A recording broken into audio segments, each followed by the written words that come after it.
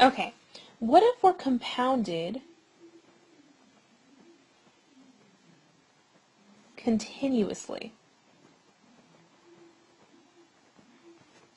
Then you're just going to use A equals PER to the T, which I call PERT, okay? And I've already explained what all of the variables stand for. So, for example, let's say I ask you that the principal is $8,000, your rate is 6.32%, it's going to take 2 years, and you're compounded continuously. Well, those are the key words right there. If you hear compounded continuously, you know you're going to use PERT. So you're going to have 8,000 E raised to, remember you have to change the R into a decimal, so 0.0632 times 2. Sorry, looks like a hot mess. 0.632 times 2.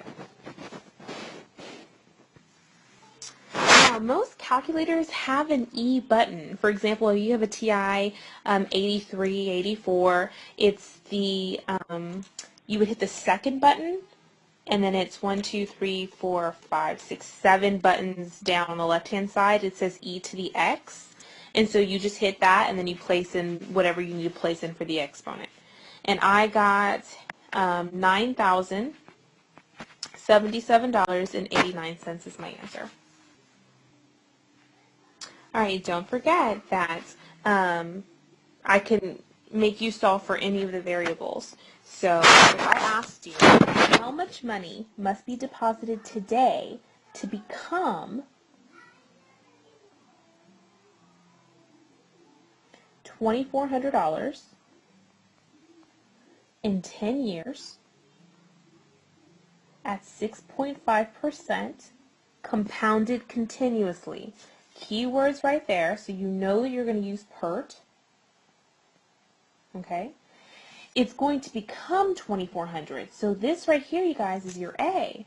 That's your future value. And I want to know how much money you have to deposit today, so you're looking for P, present value.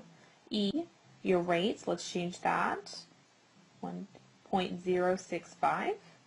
So it's E raised to 0.065 times T, which is 10. Okay? Now this right here, you guys, that's a number.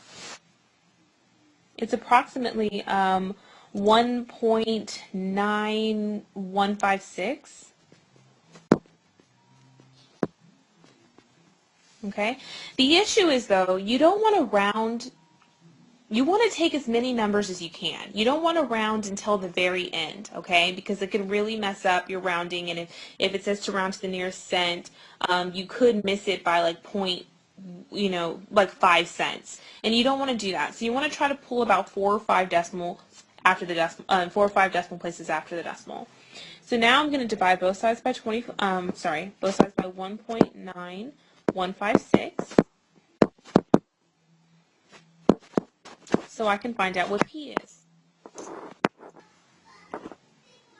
And I get 1252.91, $1,252.91 is how much you would have to invest now if you had an investment account that would give you 6.5% compounded continuously for 10 years.